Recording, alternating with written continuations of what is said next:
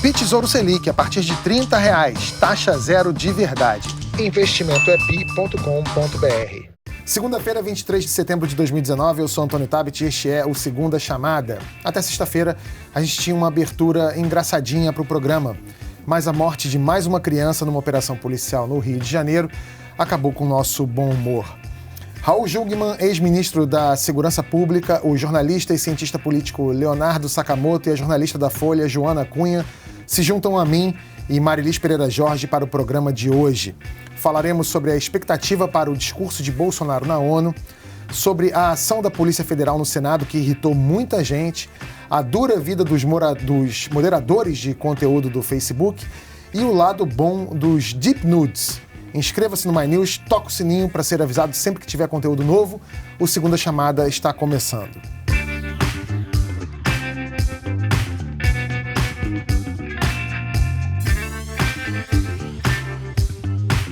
Um tiro nas costas de uma menina de 8 anos. Não iremos recuar, disse Mauro Fies, porta-voz da Polícia Militar do Rio de Janeiro, após a morte da menina Ágata Vitória Salles Félix, sexta-feira, no Complexo do Alemão. Segundo ele, o governo está no caminho certo. Estamos reduzindo o número de homicídios dolosos e lamentamos profundamente que pessoas inocentes, como a Ágata e como outras, que já aconteceram no estado do Rio de Janeiro, perderam suas vidas. Fecha aspas. 5 crianças morreram este ano em operações da polícia no Rio. A redução de homicídios no estado foi de 21% e o número de mortes em ações policiais subiu 16%, como vocês veem aí no gráfico. De janeiro a agosto foram 1.249 mortes, média de 5 por dia. Ministro Raul Jungmann, essa política de segurança na qual resultam em menos mortes no geral, mas aumenta o número de mortes pela polícia, é eficaz, na sua opinião?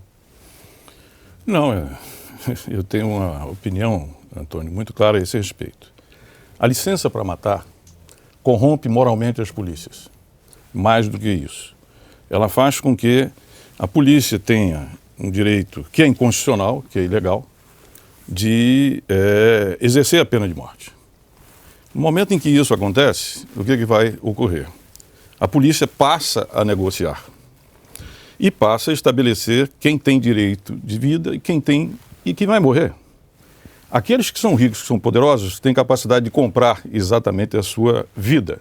E aqueles que não têm, evidentemente que não vão ter essa capacidade. Isso faz com que a polícia ela se aproxime do crime organizado. Por quê? Porque se você prestar atenção, esses que morreram, bandidos que morreram, eles são pequenos bandidos, são pequenos traficantes, aquilo que se chamava no passado de pé de chinelo. Aí não tem nenhum líder de facção, aí não tem nenhum barão do crime. Por quê? Porque eles têm capacidade de comprar a sua sobrevivência. Ao fazer isso, a polícia se aproxima da milícia. E quem está apoiando e aplaudindo isso, mal sabe que está criando um monstro. Porque isso não é sustentável.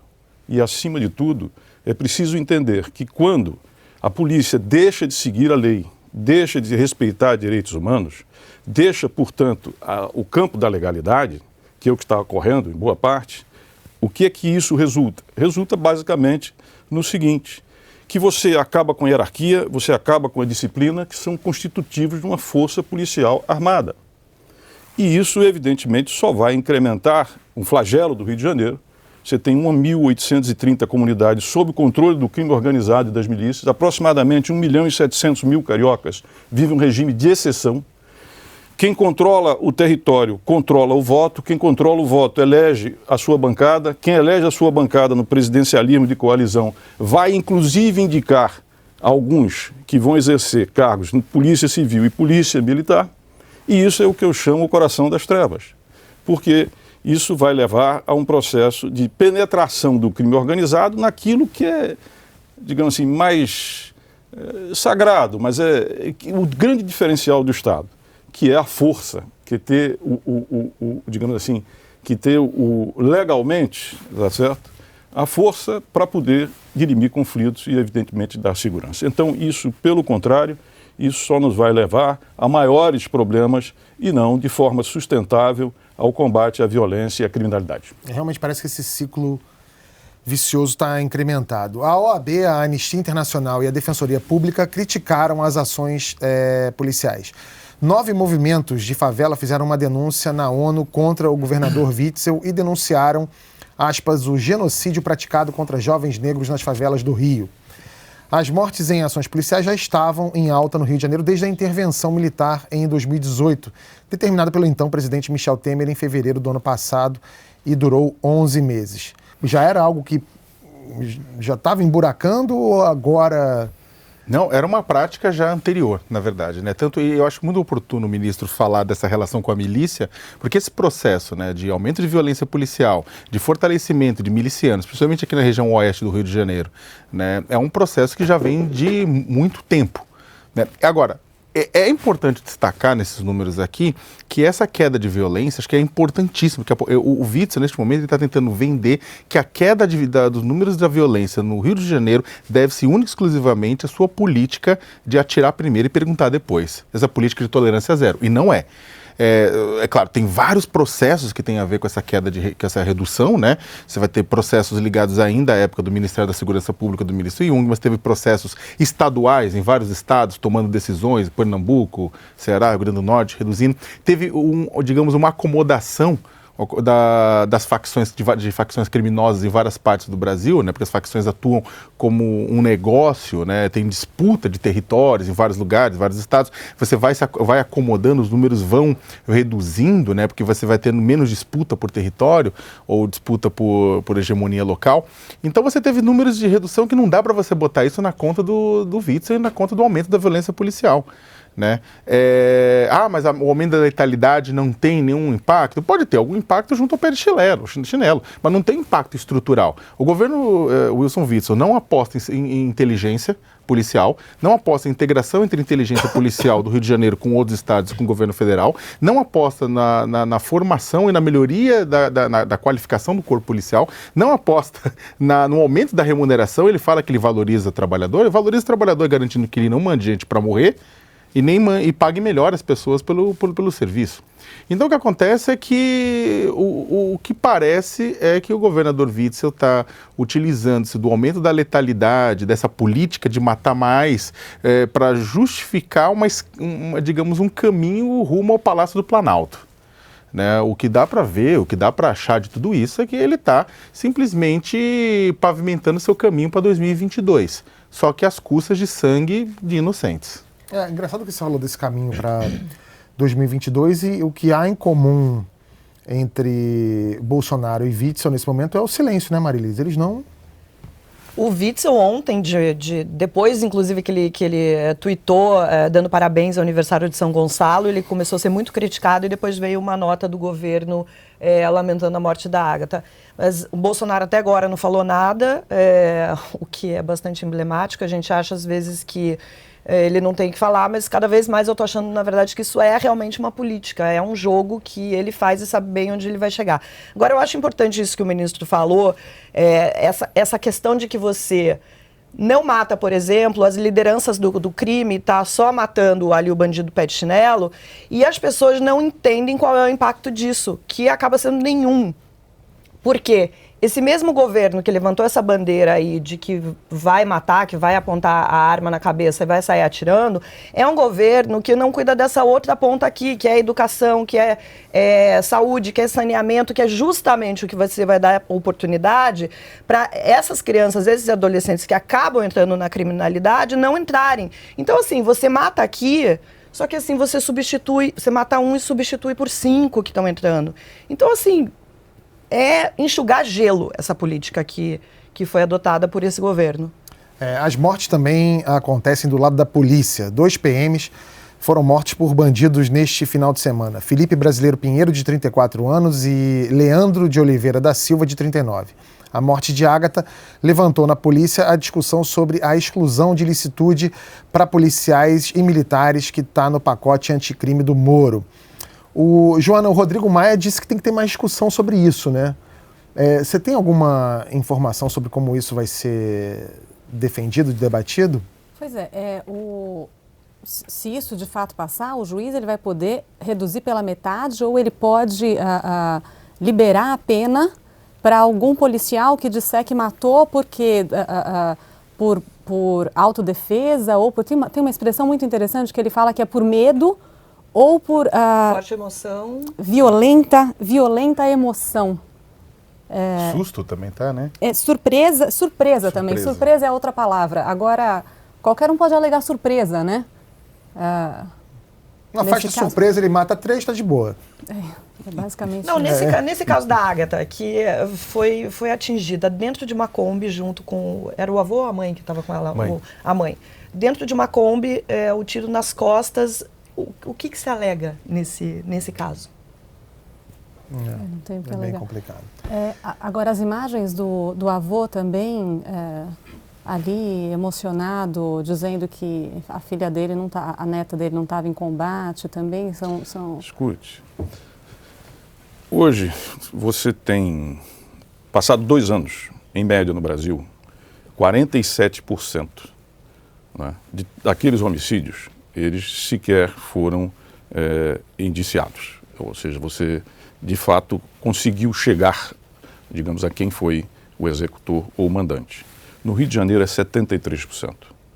O que inibe violência, o que inibe criminalidade é você reduzir a impunidade e aumentar o risco de punição. Ora, se eu tenho 73% em 2 anos aqui, se em média no Brasil um processo judicial criminal, penal, para chegar ao fim ele leva 7 anos, ou seja, 2.700 dias, o que é que me resolve o meu problema, tá certo? Eu ir para a estratégia do confronto. Ele evidentemente que não reduz isto. Agora, o que acontece com os governantes? O que vai acontecer com ele? Isto é complicado de você resolver. Como você tem que ter uma política de prevenção social. Hoje, você tem 11 milhões de jovens que são os sem estudo, sem escola, tá certo? Com famílias desestruturadas, né? E que são negros, são pardos, são de periferia. É esse pessoal que está morrendo e que também nos mata muito mais. Então você tem que ter uma política realmente de segurança tem que começar na prevenção para essa juventude.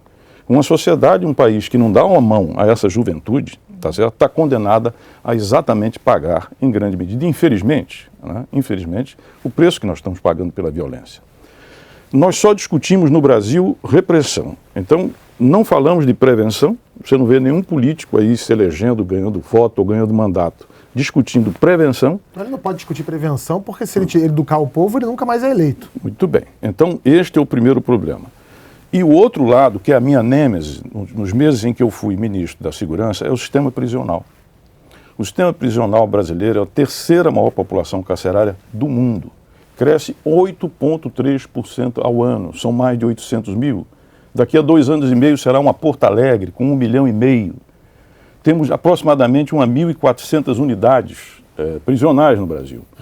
E note, e preste bem atenção, essas unidades são estatais, todas são estatais, exceção 1, 2 ou 3 que são privadas, e mesmo assim é mais a hotelaria.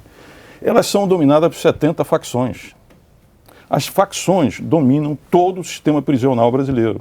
O que acontece? Você pega um jovem, esse de periferia, com a pedra de crack, ou pega ele, por exemplo, com trouxa de maconha, tudo bem, é um delito pela lei, não se discute. Mas ele não cometeu crime, ele não está em bando, ele não está armado. Você joga ele dentro do Bangu, aí 1, 2, 3, 4, 5. Ele, para sobreviver, porque o Estado não garante a vida dele, apesar de ser um equipamento estatal, ele vai se filiar a uma facção, ao Comando Vermelho, ao 3º Comando Capital, ao Amigo do Amigo, ao PCC, ao Bonde do 40, ao Sindicato do Crime, aos Guardiões do Estado, à Família do Norte. E ele, quando ele sair daí, ele vai sair na condição de quê? Na condição de ser um associado, um escravo praticamente das facções. Então, a violência na rua, em grande medida, ela é, sem sombra de dúvida, coordenada e o motor dela está no sistema prisional. Mas esse não faz parte do debate nacional. Vocês não ouvem isso no debate nacional. Agora a gente passa a vida inteira contando essa história, Sim. né? E qual que vai ser a solução para a ressocialização desse preso? Bom, aí o que está? Você tem que abrir o debate sobre isso. Porque se você não tem um debate público sobre isso, não apresenta soluções. E o que é que você tem? O populismo de entender que você resolve, e claro que é importante você ter repressão. Repressão qualificada, com inteligência, com tecnologia, com big data, com a inteligência artificial. e, sobretudo, voltada para o grande criminalidade, tá certo? E você tem que, inclusive, mudar essa política de que você trata o pequeno delito, o pequeno criminoso, igualmente como se fosse aquele que cometeu o estupro, que matou, que é chefe de quadrilha ou chefe de tráfico. Hoje, para você ter uma ideia, aproximadamente 2/3 dos presos que eu tenho dentro do sistema prisional é por roubo, por furto e receptação. São delitos? São, Antônio. Mas efetivamente não é o caso de você colocar dentro do regime fechado para que ele, para sobreviver dentro de um equipamento estatal, tenha que entrar para o crime organizado. Assim como o consumidor de droga, que a gente viu agora recentemente o governador do Rio dizendo que ia começar a prender maconheiro na praia. É assim que querem resolver o problema da droga no país, piorando ainda mais o sistema prisional? Marilis, presta bem atenção. Uma política de fato digna do nome de segurança tem que ter prevenção, tem que ter repressão, e eu insisto, qualificada, e tem que ter um sistema prisional que seja funcional e que não esteja na mão de bandido. Agora, o que é fácil? Me perdoe, eu venho da política e acho a política extremamente nobre, desde que você tenha uma visão de transformação para melhor. Mas não dá para você deixar de lado que isto é complexo, isso leva tempo, isso implica investimento e coragem para poder enfrentar isso. Então, o que você centra toda a discussão? Repressão é polícia, é carro, é colete, é armas, tudo bem, mas se você não olhar para a prevenção, 55% dos jovens que estão aqui dentro do sistema prisional são jovens de 14, sobretudo de 18 até 29 anos. Então veja, é daqui que está surgindo exatamente isso que está do lado de cá. E você centra exclusivamente, então é muito fácil você dizer, é tiro na cabeça, tá certo? É sniper, se enfrentar vai matar. Bom, mas o que isso resolve? Se 73% você não chega ao fim do Mas processo. é um atestado de incompetência, na verdade, do governo ao falar isso. O governo, isso é muito interessante, estou falando com relação à repressão, e da repressão extremamente desqualificada, porque você não tem investigação, você não tem esse processo, toda a prisão no Brasil, o grosso da prisão no Brasil, ela é flagrante. 60%. Ela é flagrante, 60%. ou seja, é pegar o cara, você pegou no flagrante, isso. Aí você tem o crime resolvido. Caso contrário, você não tem resolvido, você não tem investigação que vai levar a uma prisão qualificada, tudo isso mais depois. E as prisões, elas funcionam, na verdade, como um processo de contenção daquele pessoal e contenção social. Você entrega para as facções, deixa, fica aí, né, não vem para cá. O problema é que esse processo de contenção, ele não funciona só dentro do presídio, ele funciona em bairro pobre. O processo que a polícia do Rio de Janeiro sistematicamente trata a comunidade pobre no Rio de Janeiro é um processo de contenção, fica para lá, fica longe, né? O que o ministro está falando com relação a levar serviços de educação, de saúde, de emprego, de primeiro emprego, de desenvolvimento local, de lazer, de cultura, significa você tirar essa barreira da contenção e integrar aquela comunidade à cidade. Só que é muito complicado e muito difícil. Mesmo, por exemplo, uma coisa da intervenção que ficou bastante marcado, que foi depois um equívoco, os próprios generais falaram que tinha sido um equívoco aquilo, que é no momento em que começa a se cobrar para a comunidade entrar e sair de determinado bairro aqui do Rio, o RG e registrar o RG. Como se fosse quase um registro de fronteira. Você entra ou sai da civilização versus o lado de fora da barbárie, né? Você cruza o Rubicão ou vai e vem. E isso é simplesmente, não dá para culpar o policial, o grupo que estava fazendo aquilo, mas isso é o retrato da forma como o Brasil trata a periferia. Sem integrar, você não tem solução. Não, a gente sabe que a integração é muito importante, que sem educação e sem prevenção nada acontece. Mas o que se faz, ministro, com o que está aí agora? Com o problema da violência no Rio de Janeiro e nas outras grandes capitais e, sobretudo, com o sistema carcerário. Qual é a solução para tirar o domínio das facções, desses equipamentos do Estado, que são aí desde sempre e nada acontece? Primeira coisa é entender que o que reduz a violência é aquilo que eu disse, é o risco da punibilidade, ou seja, a impunidade ser baixa e o risco de punição ser alta. O que é o entendimento no Brasil? O entendimento no Brasil é: vamos ampliar as penas, vamos reduzir a progressão da pena. Resultado, você tem um sistema prisional absolutamente superlotado, desnecessariamente lotado. Então, a primeira coisa que você tem que fazer, falando pelo regime prisional, é você reduzir essa lógica do superencarceramento. Tá? você tem que rever essa lei de drogas, inclusive está no Supremo, na mão do ministro relator, que é o Alexandre de Moraes, a questão da definição do quantum que faz a separação entre o usuário e aquele que é o traficante. Isso precisa vir, porque basta você fazer isso que 30%, 40%, talvez, não sei, é uma estimativa, eles simplesmente irão sair desde que não tenham antecedentes, não tenham cometido crime de sangue, não tenham ligado, por exemplo, a facções, vamos supor, não é? Então, este é um dado objetivo. A outra coisa que você tem que fazer com polícia é que, aquilo, acho que foi o Sakamoto, a Joana, que falou, quer dizer, eles sofrem uma pressão imensa para a produção. Então, a produção é o quê? É pegar, tirar quem estiver na rua, por qualquer motivo delituoso ou supostamente delituoso, jogar dentro do sistema fechado, que é simplesmente um monstro que vai nos devorar. Olha a loucura desse processo, não é? Quer dizer, a ideia é tira de todo jeito, indiferenciadamente, e ele vai sair muito pior. Não resolve a vida do sujeito, tem um custo de R$2.500 ao mês, você paga lá dentro. Sabe quanto é que custa uma vaga nova no sistema prisional? R$60 mil. Se você fosse gerar o déficit e aquele crescimento de 8,3, você ia gastar R$60 bilhões. De onde vai vir isso? Então, isto é uma loucura, isso não pode continuar desse jeito. Então, você tem que focar, por exemplo, dentro da repressão qualificada. O que é? É repressão com inteligência e voltada para os mandantes do crime, tá certo? Este pessoal aqui, você tem que fazer uma revisão na sua legislação, tá certo? Porque você prende muito e prende mal. E você não... Qual é o sentido você pegar, por exemplo, um jovem que é primário, que roubou uma bicicleta, cometeu um delito? Cometeu. Mas jogar dentro do sistema fechado? Não, ele vai para o semiaberto, ele vai para a medida cautelar, ele vai para possibilidades alternativas que você tem que ampliar. Não tem jeito, tá certo? E, evidentemente, que o país precisa de um programa nacional voltado para a prevenção social focada. Vamos ser bem objetivo, como você quer? 50% dos homicídios do país estão em 132 cidades. Nós temos 5.570 municípios. Então, eu tenho, de um lado, qual é o grupo vulnerável? É essa juventude de 15 a 24 anos que mata mais do que a média e morre também. Eu tenho 132 cidades. Por que não focar gerencialmente, não precisa de dinheiro novo, focar aí dentro, por exemplo, nessa juventude e chegar nela? Você chega. Hoje, com o dado que você tem de smartphone, de celular, que todo mundo usa, você chega nessa meninada. Tá certo? Então, prevenção do lado de cá. Aqui eu tenho que ter repressão qualificada, voltada para o comando do crime, do tráfico, quem comete crime realmente de alto impacto e violência, e um sistema prisional que eu vou ter que reformular, e não adianta botar esse pessoal todo aí dentro. Sabe quantos estão lá dentro por homicídio? 11%.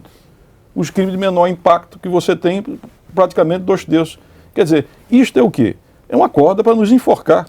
Agora, o debate todo se centra só exclusivamente, por quê? Na repressão, porque nós estamos barbarizados, nós estamos com medo, nós estamos aterrorizados, sem a menor sombra de dúvida, está correto isso. Agora, ou a sociedade, ou o sistema político entendem que o enfoque tem que ser amplo, tá certo? E não pode ficar aí, ou então simplesmente essa situação só vai se agravar. Lamento muito, isso só vai se agravar. Isso, desculpa, me perdoe fazer por favor, um adendo, isso considerando que também a gente tem que passar por uma coisa, no curto prazo, mudar a cabeça de juiz. Porque os juízes brasileiros, parece que é brincadeira, mas você tem uma grande quantidade de presos hoje provisórios, preventivos, pessoas que não têm condenação e estão presos.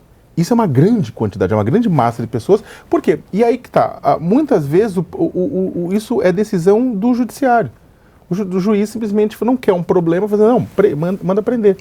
E manda prender. E fica 2, 3, 4 anos preso sem julgamento. julgamento. Eu encontrei preso de 7 anos no Ceará, sem nenhuma condenação, preso provisório. Então, 7 anos. A gente não está nem falando de pessoas que estão sendo punidas por algo que fizeram, estamos falando de pessoas que podem ser inocentes e estão lá naquele sistema. Né? Tivemos uma mudança no ano passado, quando houve o Lewandowski, depois o STF, a turma, decidiu que mulheres, ampliando o direito que a Adriana Anselmo teve aqui no Rio, de que por ter filho pequeno, né, pela lei você pode, se você não tem condenação, você pode ficar em casa, prisão domiciliar, para cuidar da criança, para evitar, inclusive, que a criança fique sozinha no mundo, né? Ou grávida, parturiente, etc. Mas isso aí foi uma coisa que foi incrível, mas foi uma coisa pequena no tamanho da encrenca que temos, né? O problema é que, como mudar a cabeça do judiciário? Nosso judiciário patrimonialista, assim, que defende, não, é mais importante o patrimônio do que qualquer outra coisa. O pacote do ministro Alexandre de Moraes, que tem algumas coisas que são positivas, mas tem uma coisa que me preocupa muito, que é você transformar a associação para o tráfico em crime hediondo. Então, você tem pessoas, tá certo, que participam do tráfico, e evidentemente que elas estão cometendo um delito, isso é indiscutível, mas o crime hediondo, se é levado ao terrorismo, se é levado ao tráfico efetivamente de drogas, se é levado à tortura, por exemplo, pessoas que são obrigadas muitas vezes, a trabalhar para o participar, tráfico. ou pessoas que têm uma dependência, por exemplo, efetivamente das drogas, levar para esse nível, é você explodir ainda mais o que está aí dentro. Nos últimos 10 anos, Antônio, você tem leis muito boas, crime do crime organizado, do feminicídio, etc. Mas transversalmente, todas ampliam a possibilidade do encarceramento fechado. Ou seja, todas estão contribuindo para o problema central que eu identifico aqui, tá certo? Então, isso é muito complicado, fica muito difícil você trabalhar efetivamente desse jeito. A outra coisa que você tem que ver, você tem que ter uma reforma em termos das polícias, né? Não é possível. Eu, por exemplo, tenho muita dificuldade de entender um regime de trabalho que você tem 24 horas de trabalho, primeiro que ninguém trabalha 24 horas, tá certo? Eu não sei quem consegue passar 24 horas ligado, e depois você tem 72 horas de folga. Isso faz com que um policial, por exemplo, ele trabalhe 8 dias por mês. Então, esse regime também não faz sentido, tá certo? E esse pessoal, ao mesmo tempo, sofre uma pressão em termos de produção, porque aí o político, o incumbente, o que é que ele quer? Ele quer mostrar efetivamente resultados, tá certo? Políticas de médio e longo prazo demoram mais tempo e é preciso enfrentar certos mores, certa cultura que você tem, né? E correr atrás efetivamente do resultado, que é o que está acontecendo aqui no Rio de Janeiro. Mas isso resolve o problema? Não nos resolve. Isso não vai resolver efetivamente, né, o problema que você tem aqui no Rio de Janeiro. E no Rio de Janeiro tem um problema adicional. Vamos ao caso, por exemplo, Marielle, que é uma coisa que eu briguei, lutei muito durante todo esse tempo, né, a questão da Marielle. A questão de que você tem o controle da comunidade, você tem o controle do voto. Tendo o controle do voto, como eu disse, você faz a sua bancada. Dentro do presidencialismo de coalizão, em que você faz exatamente a distribuição de cargos para ter maioria dentro do parlamento, seja no município, no estado ou a nível federal, não é assim que funciona? Não é? Porque o partido do presidente, do governador, o prefeito tem 15%, no máximo 20%, não governa. Então, para preencher, há uma distribuição de cargos fruto de um compromisso. Então, quem tiver representação lá dentro, se o crime tem, ele vai participar dessa distribuição, não é? Que é exatamente o coração das trevas desse processo. Aqui no Rio de Janeiro ocorreu, e não só no Rio de Janeiro, para também não discriminar o Rio, mas aqui nós tivemos, fruto do poder político que as milícias e o crime ganhou, você começou a ter associação com algumas partes do quê? Da política. Então houve aqui uma aliança, digamos assim, entre setores da política e setores efetivamente da milícia. E isso levou a um processo também de cooptação de parte do sistema de segurança do Rio de Janeiro. No Rio de Janeiro eu utilizo uma palavra que eu não gosto, mas eu tenho que usar. O Rio de Janeiro, nós temos hoje uma metástase, porque grande parte dos poderes do Estado estão capturados por essa aliança entre corrupção e, efetivamente, milícia e crime organizado no Rio de Janeiro. Pois é, essa é a questão, porque você disse que a solução seria ir em cima das lideranças do crime no Rio de Janeiro. Mas essas lideranças do crime elas estão diretamente associadas a quem deveria coibi-las, ou deveria ir em cima delas. Ou seja, who watches the watchman, né? Quem é que vigia quem está nos vigiando? Então a gente está no Rio de Janeiro, então é melhor vamos fechar o Rio. Não faça isso. Né? Eu adoro isso aqui, vou te contar. Lembra quando teve a reunião dos poderes, lá atrás, que juntou numa mesa a Carmen Lúcia era presidente, o Temer presidente, o Renan já era o Rodrigo, as Forças Armadas, nós, GSI, etc. A minha fala foi pelo seguinte, que eu já tinha colocado anteriormente para o Janot. O Rio de Janeiro não sai sozinho pelas suas próprias mãos. Nós precisamos aqui de uma força federal integrada pela Justiça Federal, Ministério Público Federal e Polícia Federal, para poder ajudar o Rio de Janeiro a sair dessa posição. Porque hoje, infelizmente, do meu ponto de vista, aquilo que alguns chamam de um sistema, ganhou um tal poder, tá certo, de contenção, vamos dizer assim, de ser desbaratado, ser desfeito, que é preciso uma força-tarefa federal, Justiça, Polícia Federal, Ministério Público Federal, aqui, para ajudar o Estado a sair dessa situação que se encontra. O Ministério Público eu até entendo, mas você realmente acha que o governo federal tem interesse nisso? Acho que não, ninguém quer comprar isso. Quer dizer, você tem que levantar, Antônio, mas, de fato, pelo que percebo, pelos dados da inteligência que eu tenho, por N outras coisas mais, eu diria que o Rio de Janeiro pede socorro. A população pede socorro aqui dentro. Porque, volto a dizer, não é que você não tem milícia, não é que você não tem domínio, não é que você não tem isso que eu falei, isso está espraiado por aí. Só que o Rio de Janeiro virou uma situação crítica. Porque há uma imbricação. Veja, você tem aparelhos, você tem coisas do Estado, tá certo? Que são o núcleo duro do Estado. Se o crime penetra nisto aqui dentro, tá certo? Evidentemente que a capacidade que você tem de combater essa mesma criminalidade, ela cai exponencialmente. Então, para mim, o Rio de Janeiro não é um caso de você fazer uma intervenção, seja o que for, mas uma força-tarefa para cá. Eu cheguei a propor isso aos presidentes dos poderes, está registrado. Cheguei a propor isso na época em que o Janot era também o Procurador-Geral da República, tá certo? Agora, é uma questão política de muitas implicações, tá certo? E, evidentemente, que também não é fácil tomar essa decisão. Veja o que aconteceu agora no caso da Marielle. No dia que a Marielle morre, no dia seguinte nós chegamos aqui, eu, a Procuradora-Geral, estava o Braga, que era o interventor na época, estava o Rivaldo Barbosa, estava todo mundo lá. E a Procuradora queria fazer, então, o IDC, que é a Federalização, Incidente de Deslocamento de Competência. Ela foi barrada no Conselho Nacional do Ministério Público pelo Ministério Público do Rio de Janeiro.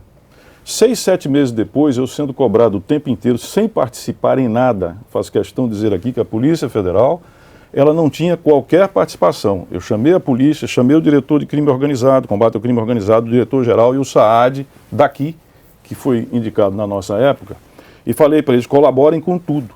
Mas elas não participavam de coordenação nenhuma. E eu pagava essa conta. A Polícia Federal pagava essa conta. No sexto, 7º mês, eu disse, vamos botar isso em pratos limpos. E então dei uma coletiva em que eu digo o seguinte, olha, nós estamos prontos para assumir. Porque não saía, porque ia, voltava, estamos prontos para assumir isso aqui. De novo, o Rio de Janeiro, através do Ministério Público, através da polícia, não queremos vocês. Foi quando a Raquel, com o depoimento do Orlando Curicica e de uma testemunha que a gente não revela o nome, ela faz a investigação da investigação. Para quê? Para ver se existia obstrução. Porque já ali, os dados que nós tínhamos é que você tinha, de fato, por isso que a gente não sabe até hoje quem mandou matar a Marielle. Quem mandou efetivamente esse troço, né?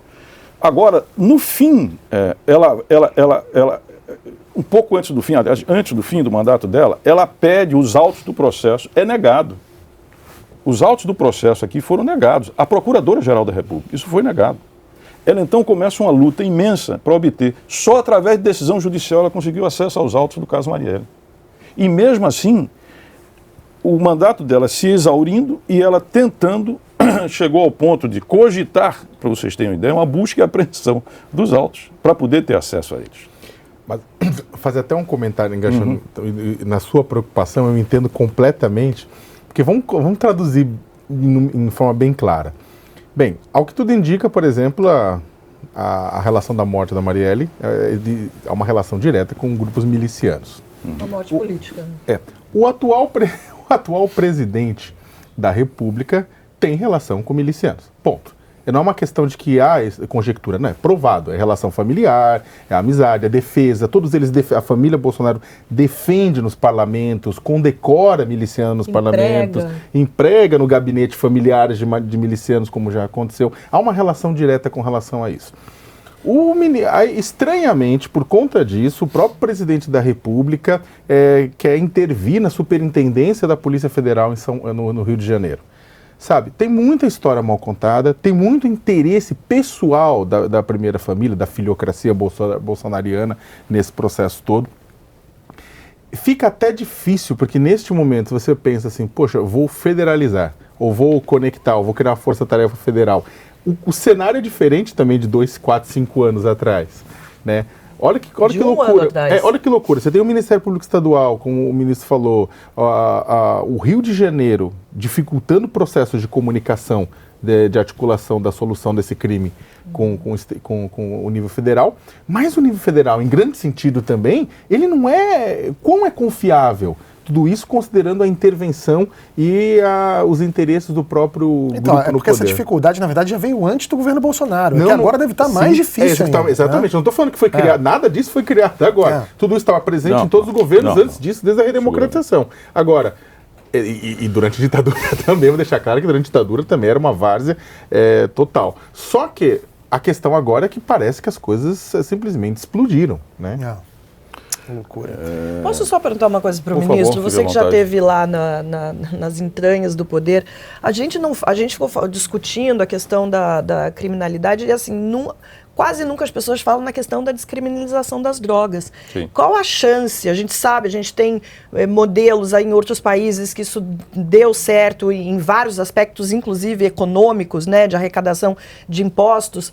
Qual a chance, nesse momento, nesse governo, da gente ter uma discussão séria, prática, objetiva, adulta, sobre essa questão e sobre os impactos que isso teria? Não só nesse governo, mas em outros governos, vamos ser franco, também É verdade, em outros governos. em tá todos. certo? Essa é uma questão tabu. Então, eu vou, de uma forma pragmática, tá certo, para a questão de reforma da lei de drogas, que é ou melhor, de a questão que foi colocada para o Supremo, que é qual é o ponto, ou seja, em que quantidade eu faço essa divisão. Eu me dou satisfeito por isso. Eu acho que a política de drogas que está aí, evidentemente, ela é falida, tá certo? Sem a menor sombra de dúvida. É óbvio que eu diria que uma política de controle de danos, tá certo? Que faça uma separação entre usuário, entre traficante, entre criminoso. Um problema aqui, porque a questão do controle do território, aqui que existe no Brasil e particularmente no Rio de Janeiro, leva esse enfrentamento e disputa que você tem e que você não tem, por exemplo, em outros lugares. Nova York tem droga, tá certo? Chicago tem droga, Paris tem droga, mas não tem esta violência com a qual nós estamos acostumados aqui, que tem a ver com o controle do território e o armamento necessário para a defesa do território. Mas eu me dou satisfeito nesse momento se a gente conseguir um julgamento justo do Supremo Tribunal Federal que faça essa diferenciação. Porque o efeito disso, tá certo, para quem está fora e também para quem está dentro, particularmente, do sistema, é fundamental. E aí a gente pode, mais adiante, discutir mais amplamente. Mas o foco, para mim, agora, é esta decisão. E é isso que eu espero que, em breve, o Supremo Tribunal venha a julgar. Senão, você vai ter essa situação em que cada vez mais jovens caem dentro desse sistema, não resolve a vida dele, tem um custo para a sociedade enorme. Você viu o que aconteceu no Ceará, aqueles grandes ataques lá dentro? Tudo uma meninada que caiu lá dentro, na mão exatamente do guardião do Estado, que é enfim, uma das facções que você tem lá dentro, que é poderosa naquela região. O Ceará se transformou num hub, tá certo, em termos de tráfico, com uma boa presença. O PCC hoje está em 5 países da América do Sul. Tá?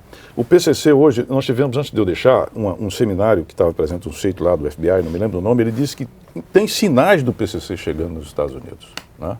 Então, para você entender que essa criminalidade, ela se globalizou também, não só o fluxo econômico, em termos de informação, aliás, essa é uma grande questão.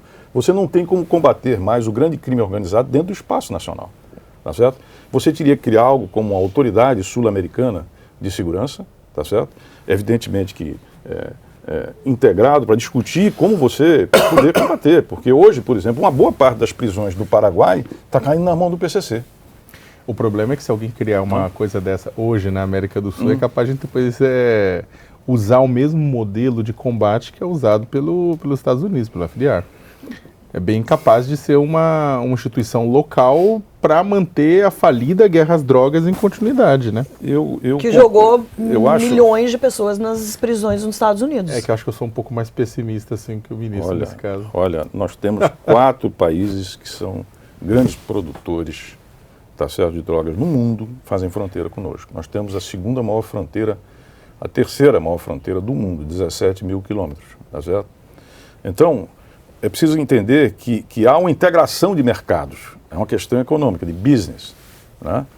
E isso é feito a partir dessas grandes facções que passaram a verticalizar para aumentar o seu lucro. Havia uma produção que era feita, inclusive, lá por famílias, por exemplo, no Paraguai, etc., em outros lugares, e aqui você tinha distribuição e o consumo. Hoje, as grandes facções daqui, Comando Vermelho e PCC, nomeadamente, e lá em cima, a família do Norte, via sobretudo Peru, ali pelo Acre, etc., elas começaram o quê? A capturar, ou seja, a fazer a produção, enfrentar as facções que tem lá dentro e fazer isso, e começar a dominar o sistema prisional. E vou falar uma coisa para vocês com muita clareza. Quando o crime organizado alcança essa musculatura, ele enfrenta o Estado. tá certo? Você vê no México, é um processo que foi até chegar onde chegou. Não vamos chegar naquele nível, eu espero, por causa da fronteira com os Estados Unidos e o consumo que você tem, o que está envolvido. Mas as pessoas esquecem que na última eleição municipal, que agora tem para o ano, o governador Flávio Dino resolveu cumprir a lei de execução penal no complexo de Pedrinhas. O que foi que aconteceu? Veio um salve de lá de dentro, que é uma ordem para fora, dizendo não vai ter eleição. E eles começaram a queimar escolas, tá certo? Por ordem do crime organizado. Isso é um ato terrorista, não é um ato de terroristas, porque ali é uma entidade de fins econômicos criminosa, mas é um ato que visa o quê? Dobrar o Estado e aterrorizar a própria sociedade. Eu não sei o que é pior, né? Se é quando o tráfico começa a enfrentar o Estado, quando ele começa a fazer parte do Estado, né? Que é o que acontece aqui no Rio. Não, também. Mas é uma indissociável da outra. Me permita, boa lembrança, porque é o que você tem em boa medida aqui. Aqui você tem o sistema miliciano e de crime organizado, tá certo? Com esse controle do território, que é preciso efetivamente enfrentar. Você tem o chamado, a contravenção, tá certo? A contravenção. Você tem um sistema político que, em parte, se aliou a esse sistema, e você tem o escritório do crime, que é, digamos assim, o Sindicato da Morte 2.0, que também foi desenvolvido aqui através de demanda, formado, inclusive, por policiais, que tem uma forma de atuação como policial, por exemplo, se é para matar alguém, se faz uma análise de risco. E aí você cobra um preço em função da análise de risco. Se ele tem carro blindado, se não tem carro blindado, se tem segurança, se não tem segurança, se é aberto, se é fechado, é feito, estabelecido um preço. E a partir daí, sim, porque a análise de risco faz parte das polícias para poder analisar as situações, né, de risco que tenha. E a partir daí é o que você tem. Então, é este o Estado que você tem. Você não vai enfrentar isso com populismo, tá certo? E distribuindo tiro. Está clara a dimensão do problema que nós estamos lidando? Então, por isso mesmo é que é preciso que você tenha, no debate, você tem que fazer o debate, você tem que ter informação e você tem que atuar de forma diferente. E outra coisa, não é algo de curto prazo. Não. Tá certo? O curto prazismo aqui, é evidente que se desde o primeiro momento. Por exemplo, Medellín. Gostaria muito que vocês conhecessem Medellín. Em 1990, quando era o Pablo Escobar, era o líder, era a cidade mais violenta do mundo, 362 mortes por 100 mil. Ela hoje está em 25, nós temos 31 no Brasil. Mas levou 20 anos para fazer isso. E o que foi que eles fizeram? Investimento nas áreas mais vulneráveis, mais críticas e mais pobres, com equipamentos, com atenção, com arquitetura que não é para pobre, mas voltado com o que melhor você poderia fazer para as pessoas, para reconquistar a autoestima. E isso fez com que a comunidade ela se reunisse, ela se refizesse, inclusive, contra aqueles que dominavam lá dentro. Eu conheci Medellín, ministro, só que olha que a diferença também como casar isso com o Rio de Janeiro para mostrar o tamanho do nosso desafio. O teleférico sobre as favelas de Medellín funciona. Não. Aqui no Rio de Janeiro, o que aconteceu? Depois de um tempo, travou. Né? Isso, na verdade, diz muito a respeito dos desafios que a gente tem que ter para combater, inclusive, a criminalidade, para ter um Estado que funcione para todo mundo. Né? E aí duas coisas. Primeiro, que isso foi algo intertemporal, ou seja, os governos sucederam ao longo desse período, mas o eixo das políticas foram mantidas. Sim. E eles procuraram, Antônio, fazer investimento nas áreas mais violentas. Que investimentos? Bibliotecas belíssimas, escolas da melhor qualidade, centros culturais, reuniram lá dentro daquele local. Primeiro, recriar o próprio centro da própria comunidade, o urbanismo. O problema é que aqui a milícia nitidamente não tem nenhum apreço pela cultura. Claro, né? Claro que não. Então, mas a gente volta para aquele começo da conversa, que é isso. O Estado não cumpre, não supre esse outro lado que essas comunidades precisam, que é educação, que é cultura, que é saneamento, que é saúde. Não dá nada disso. Ministro, uma pergunta para a gente encerrar esse assunto, que infelizmente a gente começou falando da Ágata aqui, a gente não quer que mais Ágatas apareçam. Não, jamais. Mas, só para fechar esse assunto, a gente falou da Marielle aqui, e o senhor esteve ali acompanhando o início dessa história. O senhor tem alguma suspeita sobre quem mandou matar Marielle? Inconfessável, mas tem. Bom, amanhã tem continuidade uma tradição de 72 anos. Desde 1947, um brasileiro abre a Assembleia Geral da ONU. Este ano, o tema da Assembleia é maior do que título de tese de mestrado ou samba-enredo. Aspas. Galvanizando esforços multilaterais pela erradicação da pobreza, educação de qualidade, ação climática e inclusão. Fecha aspas. Segundo o Globo, o discurso de Bolsonaro não deve tocar nesses assuntos. Ele vai usar o tempo no púlpito para criticar a Venezuela e Cuba, defender a soberania do Brasil e cutucar o presidente francês Emmanuel Macron. Joana, vale a pena a gente ir aí comprando a pipoca? Isso é o que está todo mundo querendo saber, o que vai acontecer amanhã, né? Ele chega hoje, né? E já tem um protesto marcado no Bryant Park hoje à tarde, com esse mote cancele Bolsonaro. Tem um outro para amanhã no entorno da ONU e o Itamaraty já tem dito de ontem para hoje que pode ser que ele vá embora amanhã mesmo, né? Que ele nem faça e ele nem vai fazer, tem um bom álibi para isso, nem vai fazer reuniões bilaterais lá porque está convalescente da cirurgia. Agora, muito provavelmente, ele vai falar sobre Venezuela e vai tentar aí defender, talvez seja alguma coisa, um discurso meio parecido com aquele que ele fez no pronunciamento de TV naquela sexta-feira, quando a crise ambiental estava muito... muito em voga muito ali, né? Isso. Ele vai defender que as estatísticas não são... Vai fazer o discurso ali da fake news, né? Que queimada, desmatamento, não é bem isso que se diz por aí. Que os dados são duplicados e que o sistema de aferição não era muito confiável. E que os estrangeiros estão usando isso para conseguir queimar a imagem do Brasil, para obter vantagem no comércio agrícola. Mas vamos ver o que vai acontecer. A grande expectativa além do que vem da boca dele, é como a plateia vai se comportar, né? Como as delegações dos outros países vão fazer. Se vão ficar na sala, se não vão nem entrar na sala. Agora, isso é uma coisa que vai ser muito observada amanhã, né? Os jornalistas que acompanham, eles têm uma visão... Eu já tive a oportunidade de cobrir a Assembleia Geral da ONU. A gente tem uma visão muito clara do que está acontecendo no plenário. Então, quem está passando o bilhete para quem está conversando... quem está coçando a cabeça, vamos ver amanhã vai ser... Quem levanta e vai embora. Vai ser bem curioso isso. O discurso do Bolsonaro é amanhã, mas hoje acontece a cúpula do clima na ONU, em Nova York. O Brasil ficou de fora dos discursos no momento em que o ministro do Meio Ambiente, o Ricardo Salles, está procurando financiamento para a Amazônia. O fundo que tinha doações da Noruega e da Alemanha está paralisado. Na semana passada, 230 fundos de investimento que administram 65 trilhões de reais fizeram um comunicado pedindo ao Brasil que adote medidas para proteger a floresta. O Sakamoto, seria poderia ser um bom espaço para o governo tentar mostrar serviço, né, lá. Seria. O problema, na verdade, é que se o Bolsonaro for falar coisas boas do Brasil com relação a mudanças climáticas no discurso de abertura, ele vai mentir descaradamente, né? Porque a única forma dele falar coisa boa sobre o Brasil neste momento é mentir. O Brasil, desde o começo do ano, ele desmobilizou, ele enfraqueceu os processos de fiscalização, controle e monitoramento no meio ambiente. Não estou falando só de Amazônia, Cerrado, Pantanal, Caatinga. Tá uma loucura em todos os lugares. As pessoas que a gente conversa, lideranças ambientalistas, lideranças de comunidades tradicionais, tudo estão relatando derrubadas, queimadas. As queimadas de agora são consequências derrubadas de antes.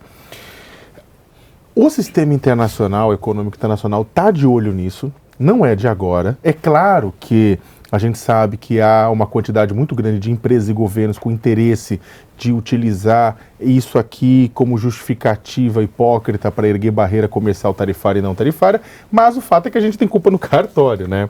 A gente tem culpa, a gente não está fazendo a lição de casa, inclusive, que a gente se comprometeu a fazer no Acordo de Paris na mudança do clima. A gente não está controlando o desmatamento, não estamos controlando queimada.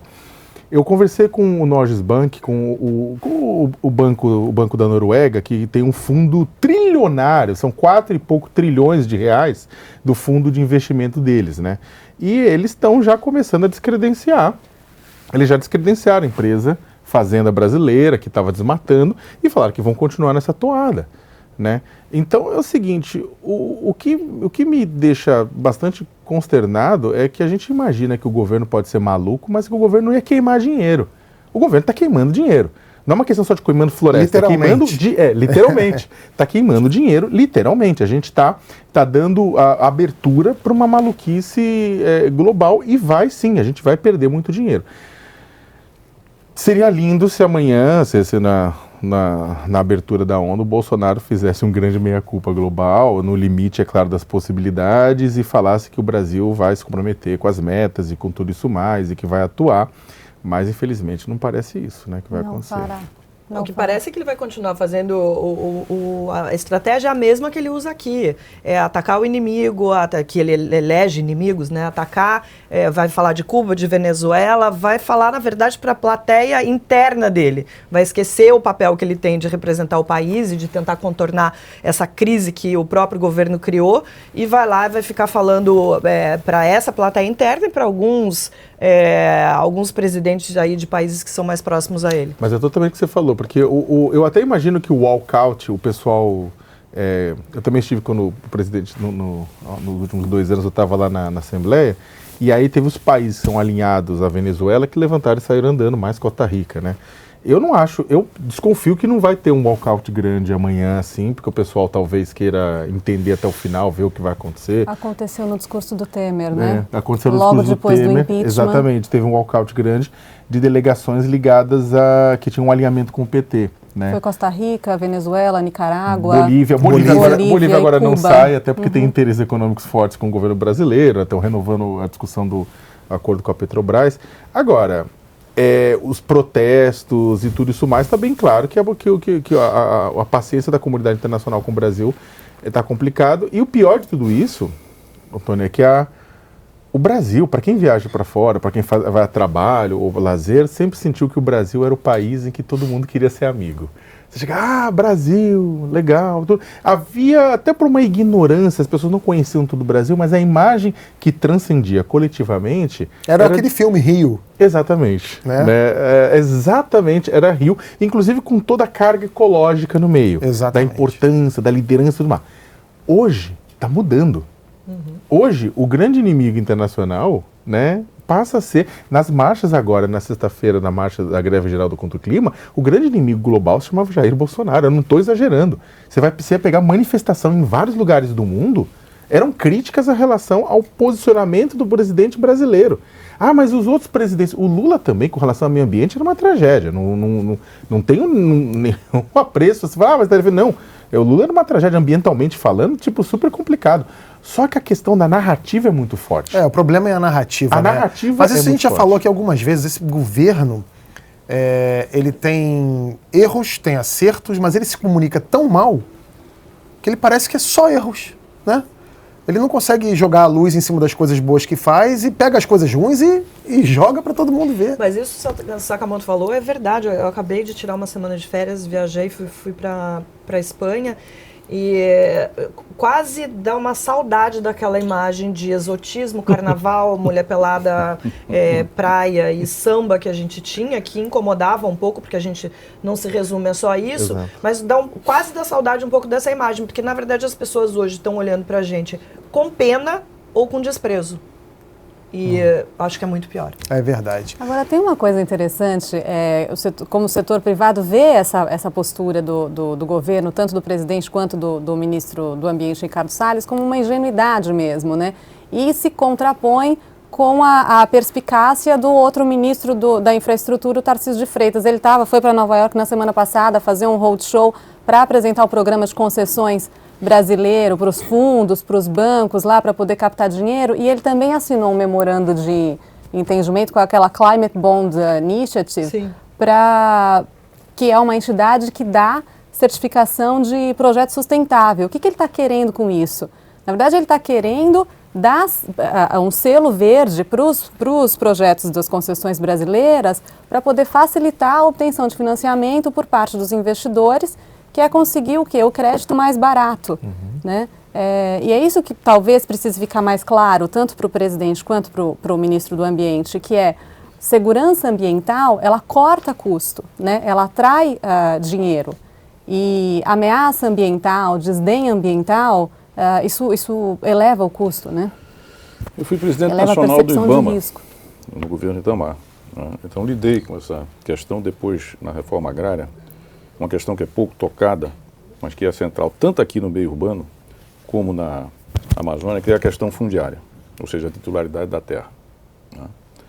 Aqui no meio urbano, muito você poderia reduzir, por exemplo, o peso das milícias se você tivesse um processo fast track de assegurar a propriedade da serra de terra, que é dificílimo de você conseguir, seja através de concessão, seja através de titulação, seja como for.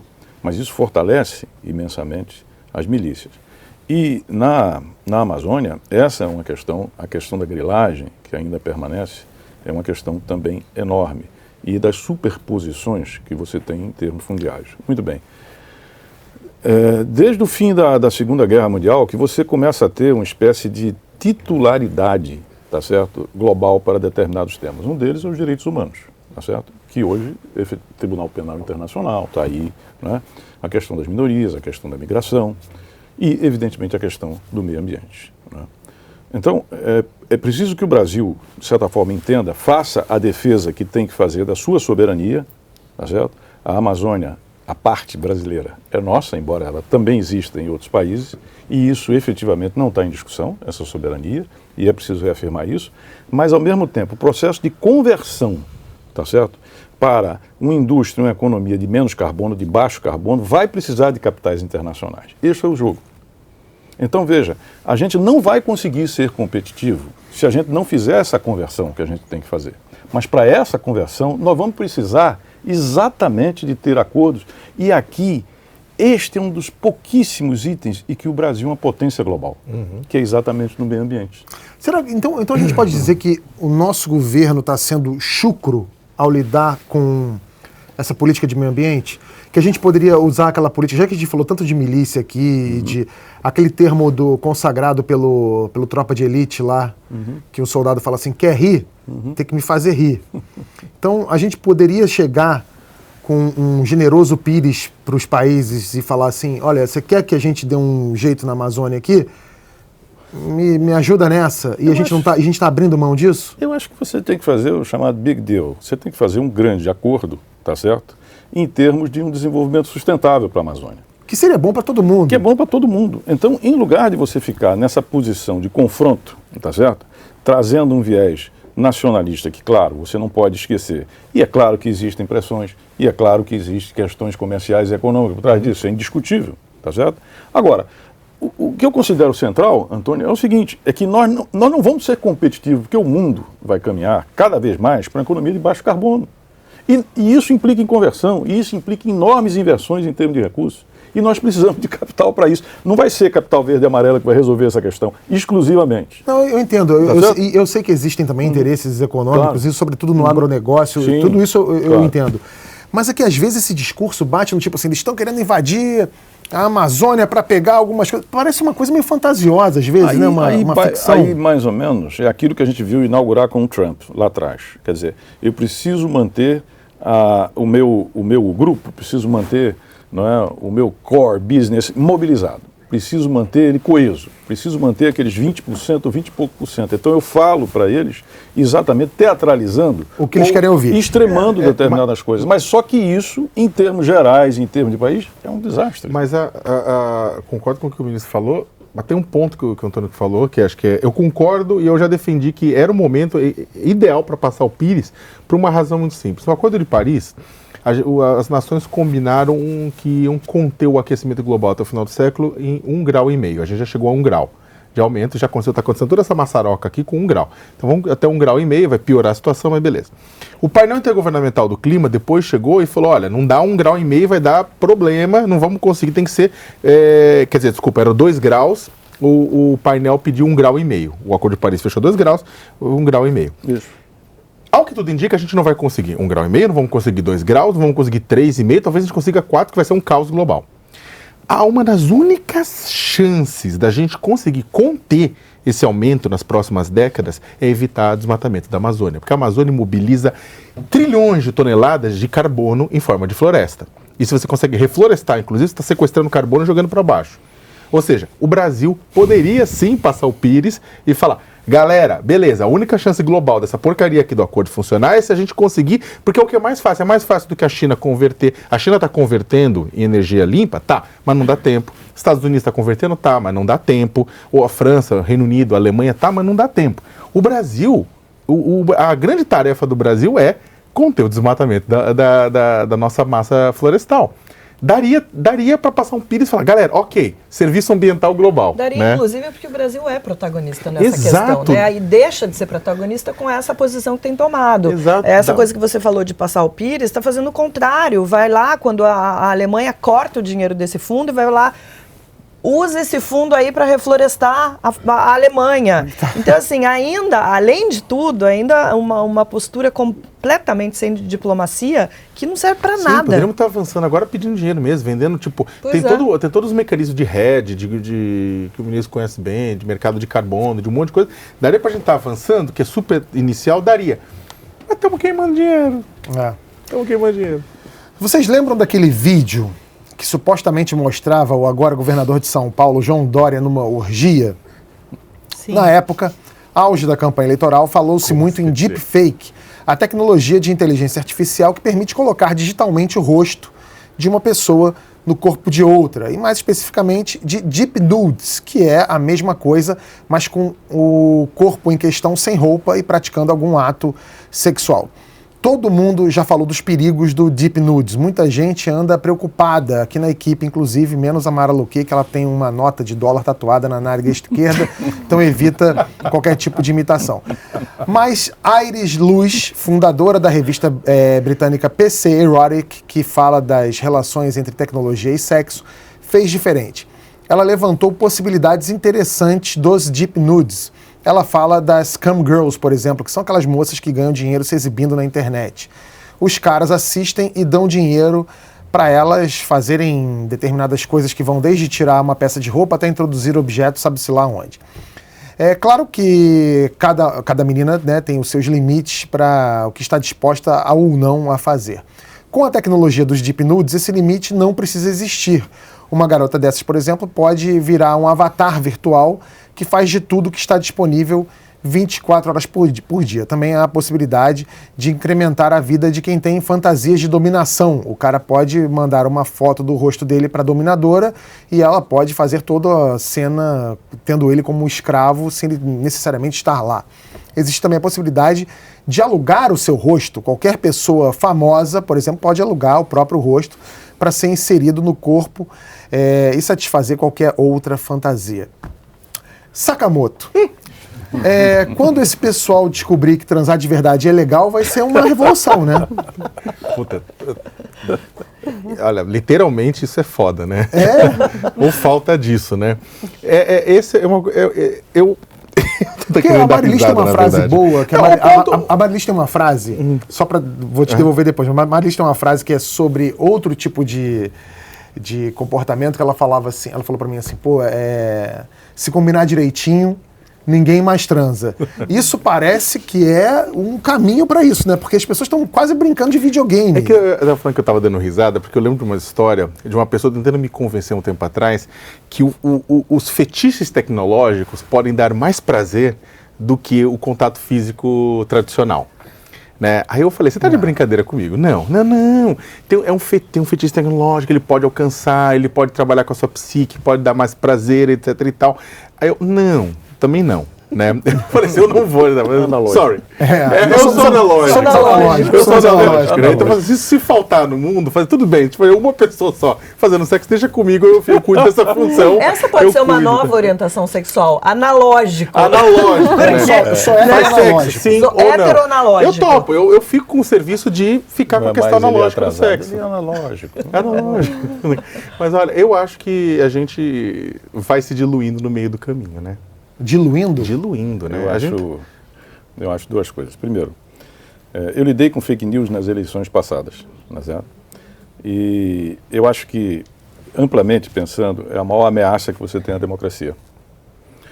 Por quê? Porque, não sei se vocês viram aquele filme da HBO, que é Privacidade Hackeada, que é o caso do Facebook e da Cambridge Analytica. Né? E ao final tem a fala daquela jornalista que descobriu todo o caso, e ela falando para os stakeholders do Vale do Silício, ela diz, vocês querem ser responsáveis pelo fim de eleições limpas e justas? Vocês querem ser responsáveis no mundo inteiro por governos autoritários? Porque a verdade é essa. A sociedade precisa, Antônio, de certas, vamos dizer, verdades compartilhadas para poder se mexer. tá certo? Nós precisamos ter um senso comum, digamos assim. E isso, e aí você tem determinadas instituições que são verificadoras, eu vou chamar assim, da verdade, né? Inicialmente era a religião, ela estabelecia o que era certo, o que era errado. Depois vem a ciência, depois você tem, digamos assim, a mídia, informadores de opinião. Hoje, com esse mundo digital, isso explodiu totalmente. E você tem verdades relativas, ou seja, você tem verdades as mais diversas para qualquer tipo de consumo. E isso implica, a base, sobretudo, dessa manipulação são os dados pessoais. Google, Facebook, esses grandes monstros aí do silício, eles valem o que valem, não é pelo que eles têm, o software, a plataforma, eles valem pelos dados nossos que eles têm. Né? Isso é o que tem de mais valoroso, mais do que petróleo, mais do que ouro, mais do que qualquer coisa hoje. Então, ou você evolui para uma proteção de dados a nível de direitos humanos, ou então, efetivamente, o grau de manipulação das eleições, que hoje passam exatamente pelo meio digital, vai nos levar a essa situação. Mas nesse caso aqui, ministro, são pessoas que querem se expor. Eu sei. Ter a intimidade do outro ali, né? A questão no final não é se a gente vai ter eleições limpas, a gente vai ter continuidade da raça humana, né? Porque o pessoal... Quem diga que no caso do hoje governador João Dória, isso teria ajudado, inclusive, a elegê-lo, né? Porque agora, as pessoas se comoveram com aquilo, se trata de um... Isso que o Antônio está falando é o que está começando, que é inteligência artificial aplicada a face news, a deep news e etc., o que ele está falando. Quer dizer, a capacidade que você tem de produzir fatos e viralizar esses fatos, e depois que viralizou, evidentemente que o prejuízo está efetivamente feito. Né? Mas o que a Joana falou, ele é interessante da empatia, mas eu tinha ouvido falar por outro motivo. Assim, tinha gente que tinha tido uma camada, até porque o brasileiro médio, etc e tal, vê aquela cena, você teve outro tipo de discussão do tipo, esse cara é foda, que tava numa orgia, exatamente. Foi isso que eu ouvi também, que eu mesmo, quando eu vi aquele vídeo, achava que ele era mó fresco, sei lá o que, o cara tá lá tinha uma com versão com o tucaninho na frente e tinha outra versão sem o tucaninho, né? A versão sem tucaninho era meia bomba, a versão, mas... Mas olha, depois que eu fui num sex shop japonês, isso daí nem me assusta, viu? Porque aquilo lá realmente é assustador. Olha, eu gostei mais do Dória quando eu vi aquele vídeo, porque eu vi que ele não dobrou a roupa antes da orgia. Porque pra mim ele é um dos caras que dobra a roupinha antes do sexo. E é humano, né? Porque tem muita gente que falou do vídeo exatamente, ele fala assim, pô, o cara participa de orgia, né? Que legal, mas Mas é deepfake mesmo aquilo? Eu não tenho ideia. Eu não tenho. Pedro Dória, que já esteve aqui algumas vezes e, enfim, escreve sobre isso. O Pedro Dória suspeita que é. Ele diz que é deepfake, que não é o Dória.